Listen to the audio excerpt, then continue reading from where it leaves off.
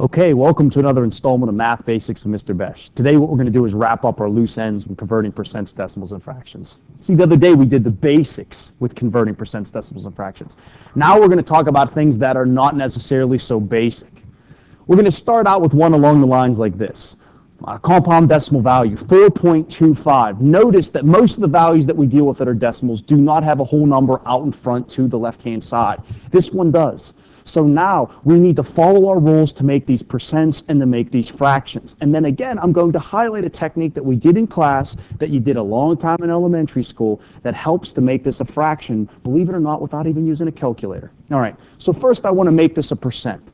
Anytime you have a decimal value like 4.25, to make this a percent, you simply multiply by 100. So when I do that, I get 425%.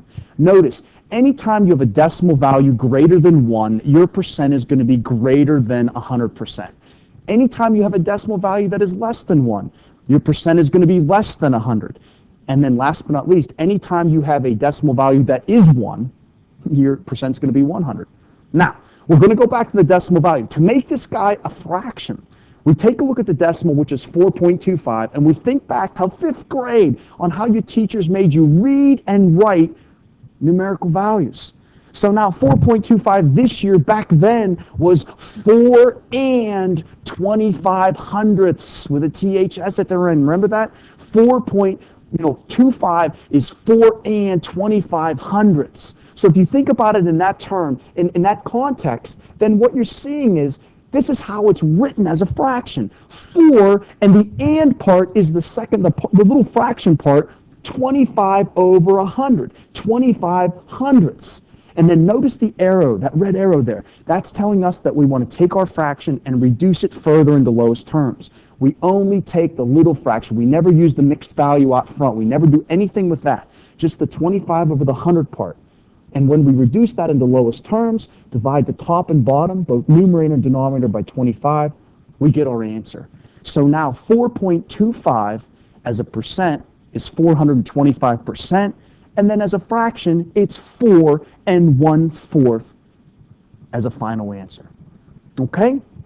My second example that we're going to use is a percent that has a fraction in it. Anytime you have a percent that has a fraction in it, you want to take that fraction part and make it a decimal value. So now to do this, you take the top numerator, 1, and the denominator, 2, and take the top divided by the bottom. When I do this, I just simply rewrite it as 12.5%. They're exactly the same.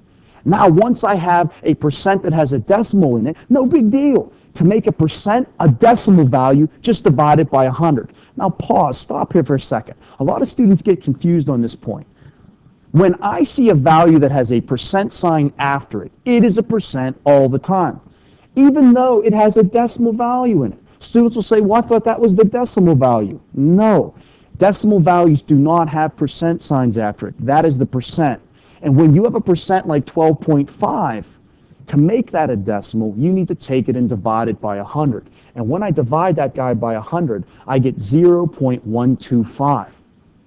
Now, when I read this, same like I did the last time, this is read as 125 thousandths. The 5 is in the thousandths place as a decimal. So now to write this guy as a fraction, it's going to be 125 over 1,000. And then again, the red arrow means reduce this down to lowest terms. Now I'm going to tell you, when I was doing this the first time, I didn't use the greatest common factor.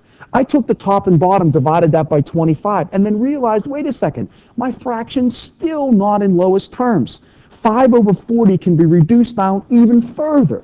Take the top and bottom, divide those both by 5, and then bam, get my answer, 1 over 8. So now 12.5% can be written as 12.5%. Take it divided by 100 to get my decimal, 0.125. And last but not least, as a fraction, in simplest form or lowest terms, is 1 over 8. 10%. I know what some of you are saying. This is easy, but you know what? There's a simple mistake that students tend to make, and that's making it a decimal. You see, some students give me this answer, some students give me the other answer. Guess what? You're both right. In reality, these two look totally different, but they're the same value. Notice they both have a 0 in the tens spot. Notice they both have a 1 in the tenths spot. And then one of the values on the left has a 0 in the hundred spot. In reality, on both sides, you could add as many zeros as you want to the right-hand side of all the ones, and guess what? It doesn't change the value one little bit. The bottom line is this is 1/10 no matter how you cut it.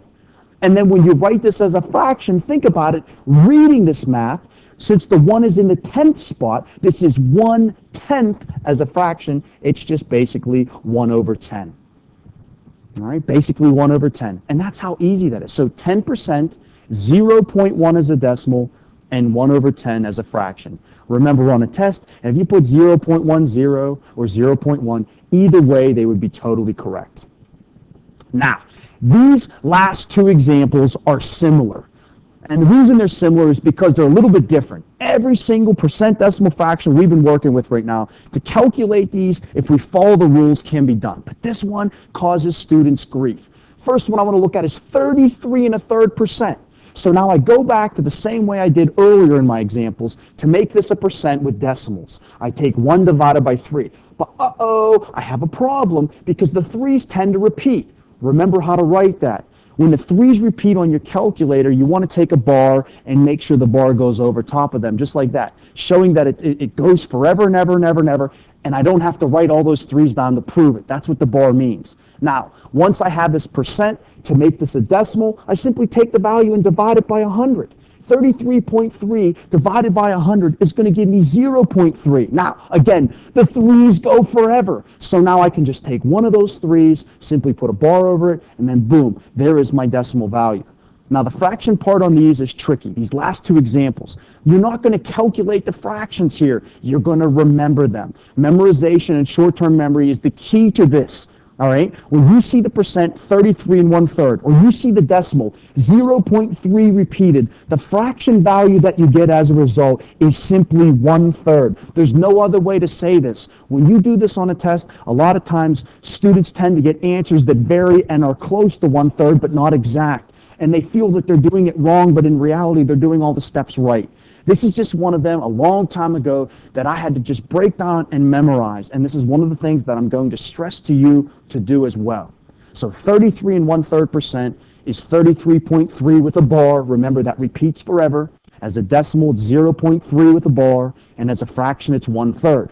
Now, piggybacking on this is the second and last example that I'm going to do today. And that's 66 2/3%.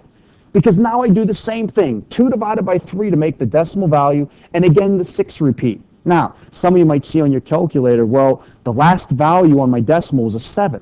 Well, that's because your calculator is actually rounding it for you. In reality, 2 divided by 3 is 0.6 repeated forever. So now I simply can put the bar right over that 6 after the decimal point.